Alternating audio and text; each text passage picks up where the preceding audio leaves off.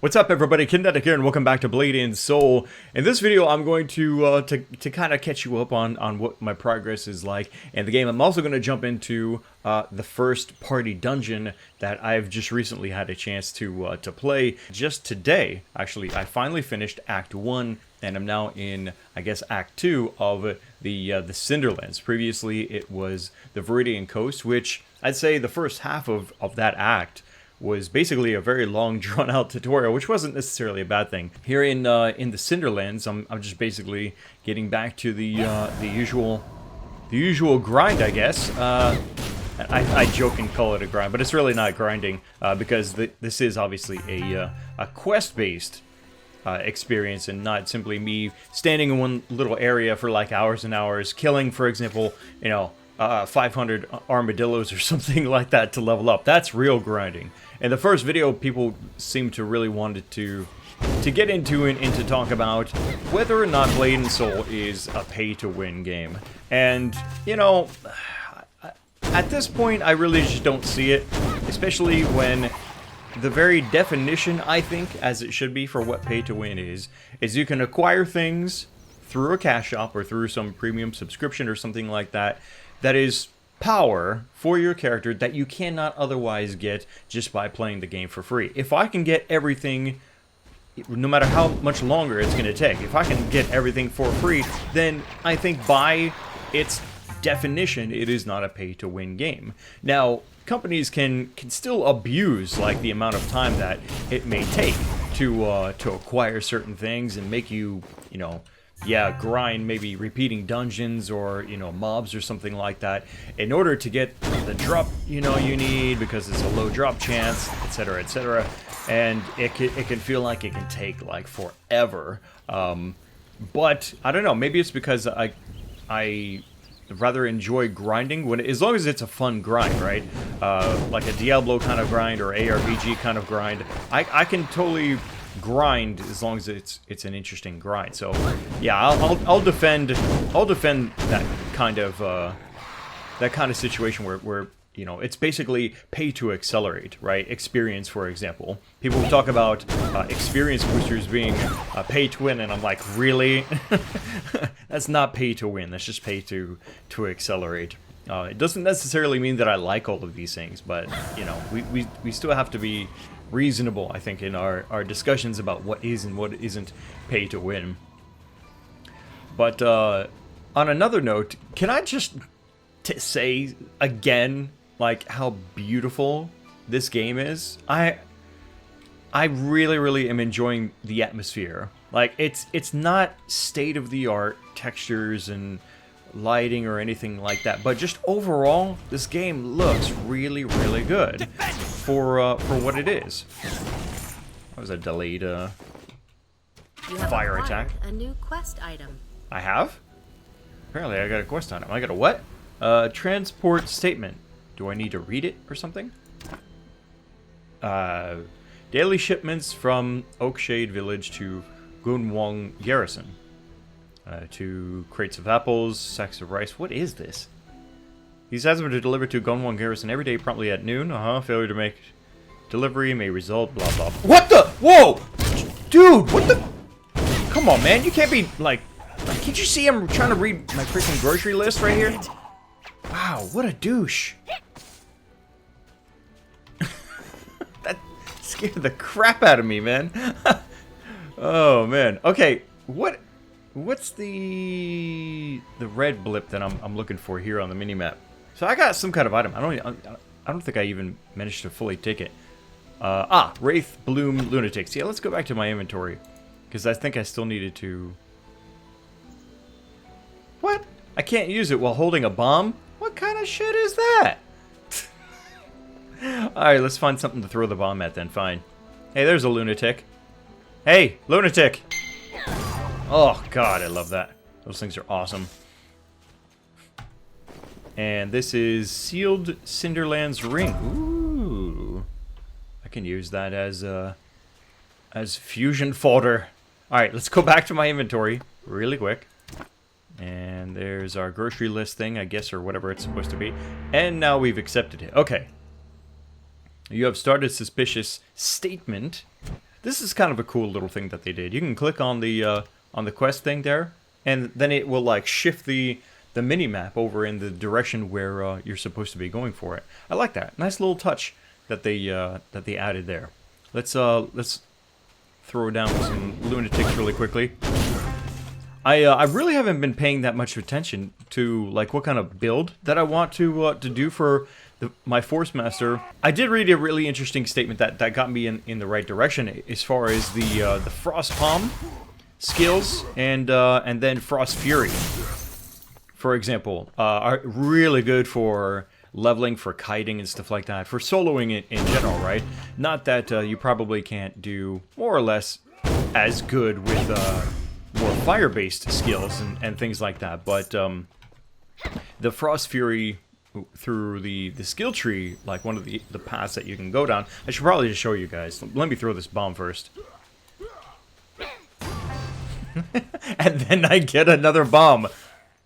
Winning!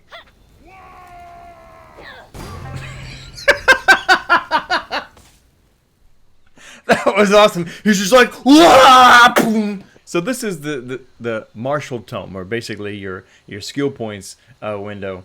And so yeah, here's what I'm talking about. You can select your different skills. Most of you guys know this, right? But you select your different skills that you have or you don't even have yet.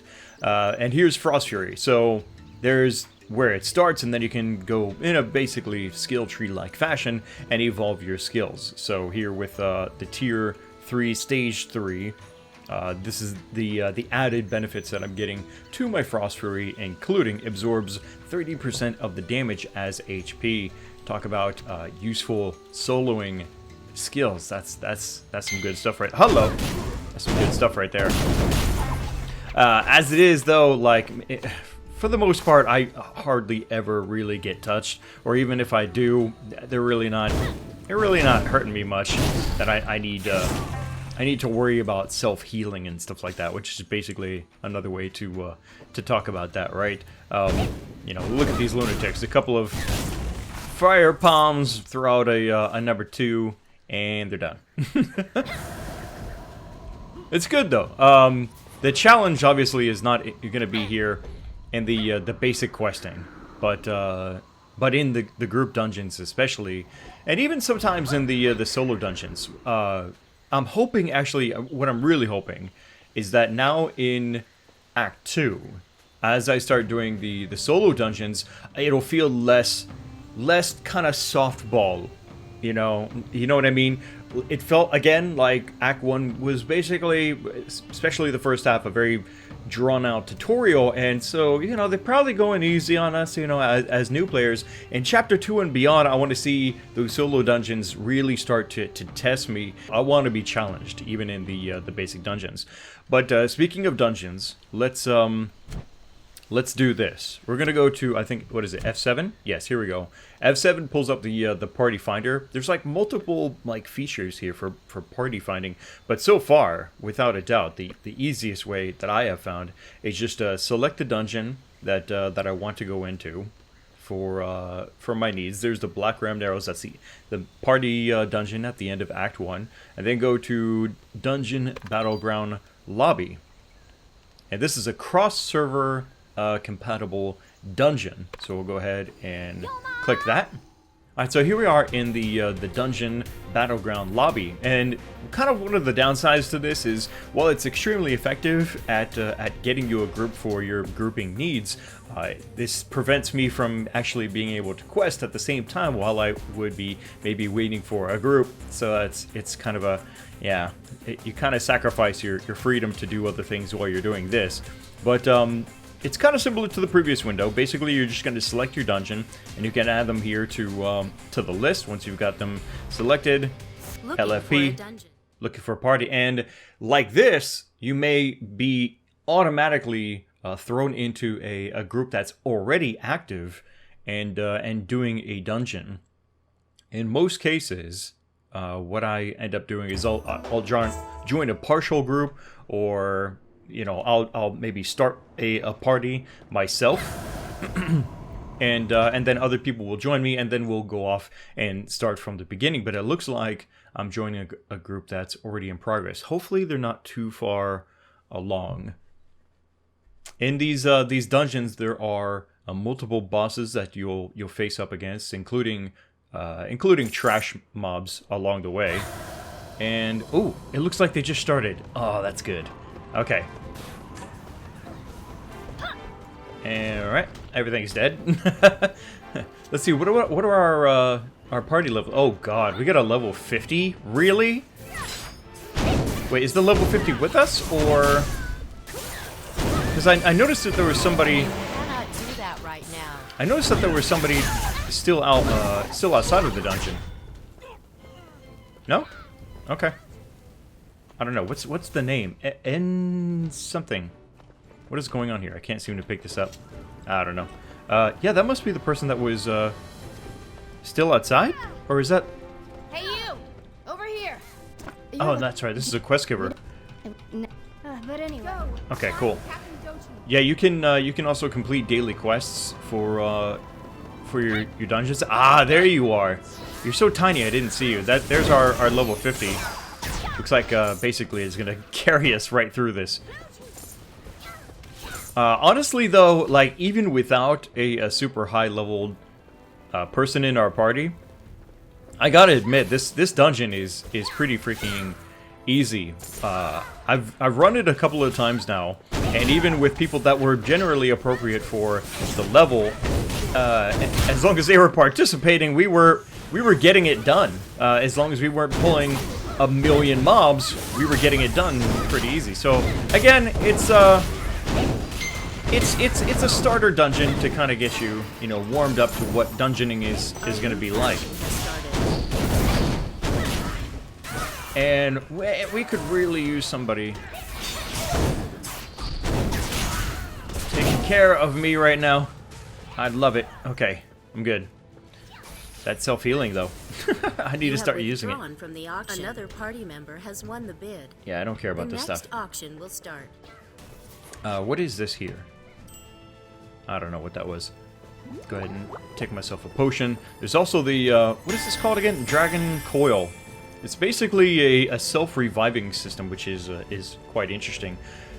You get sort of look at it like cat lives, okay? You get 3. You don't get 9, you get 3. And when you drop to 0, basically you'll be healed to full. And that can happen twice. On the 3rd time, that's it. You're gonna need to revive yourself or be revived by somebody in your party. I'm watching my back because, in a lot of cases, we're getting aggro with mobs, and it looks like somebody is back there. We're getting aggro with mobs, and then they're just like chasing us all over the place, probably whacking me in the back of the head because I'm the slow one.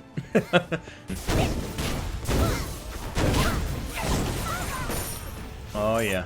Now you can see that some things are being dropped like this on the ground. You have withdrawn from the Most of it is either green or blue, accessories or something like that. Really not that valuable, other than for using as a fusion fodder, as I call it, to level up your accessories, or if they're weapons, level up your weapon. Items cash value has been distributed across the party. All auctions have ended. Okay. Cool. Yeah, we're moving right along. We are coming up to a couple of bosses, actually. This will be a multi-boss face-off. Absolutely destroying this stuff. Oh, yeah, so the green stuff you can pick up yourself. You don't need to go through the bidding process or anything like that for it.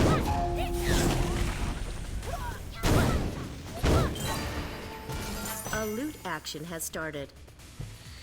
You have withdrawn from the auction. Most people are passing on all of this crap, and then it gets sold by the game, and the money is divided up among everybody, which is exactly what she just said. Auction will start. Yeah. All right. You can also see that these dungeons are broken up into instanced rooms. I can imagine that's because they've got so many different things going on. Like, look at all these moving parts and stuff like that in the rooms. These dungeons at least for the parties, I would say, especially, are quite well done. I don't know. Never heard of Namsuyo. So we also have this, which is pretty cool. Nice cutscenes to set up the story. I'm gonna go ahead and skip that. Yeah, because everybody's already getting into the fight. And there he is.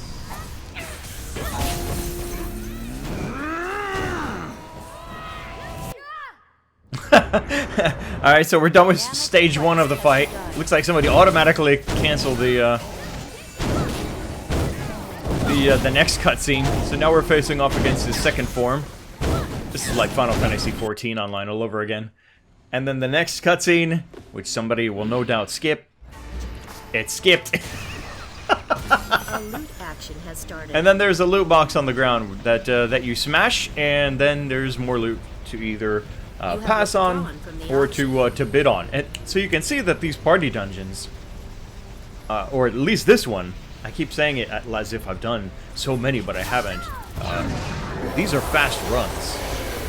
This unsold item's cash value Has been has sold. been withdrawn from the I'm auction. going to go ahead and withdraw from The that. next auction will The only start. thing I'm interested in is, oh my god, what did you do to me? I look amazing. Somebody like did some kind of mass transformation. That was freaking sweet. Oh, that was Another so party cool. member has won the bid. Okay, The so now next this auction is will something that start. I'm interested in. I'm interested in the blight pieces. Yes, I need that, I think. I'm gonna You bid. have made a bid in the auction. And now this is the tedious A part. higher bid has been made. You have made a bid in the auction. A bidding higher face-off. bid has That been seems made. to You have take made a bid forever. in the auction. Really, dude? Another pass, you can have it. has won the bid. The next auction will start. I'll rely on RNG. You have withdrawn from the auction. Oh, wow. Fat cat hair? I've not seen that before. You have made a bid in the auction. You have won the bid. All Woohoo! auctions have ended. I'm getting something out of this, damn it. I paid what was that? 1 silver, 3 copper, or something like that for that stupid tail. For reasons, okay? For reasons. No, I'm not sticking it in my button and I'm gonna have a fat cat tail. No, that's for my pet. Later, that will get to use that. That's gonna look pretty sweet. So there you go. That's Dungeon Running 101 for you in Bladed Soul, I guess. It's got a decent tool for, like I said, looking for a group. I wish that it didn't force you out of being able to do questing the way that it does. And I'm not a big fan of this whole bidding system at the end, but the experience is fun, very fast. The dungeons, I wanted to comment more on the beauty of these dungeons and the detail, like again why they're kind of broken up in instance parts like that. You got all these cool moving pieces, fire effects and stuff like that. They're well done. And this is only the first party group dungeon that I've had a chance to jump into, and yeah, I'm looking forward to doing more. I hope that you guys are looking forward to seeing more here on the channel. I would like to try and get one of these videos up every week or every other week, something like that. Of course, that really also has a lot to do with you and your enthusiasm for these videos, so let me know what you think about that and the dungeons here in Blade and Soul down in the comments section below. Click the like button to support Blade and Soul here on the channel, and make sure you're subscribed so you don't miss the next video. Alright then. Thanks again for watching. This is Kinetic, and I'll see you next time.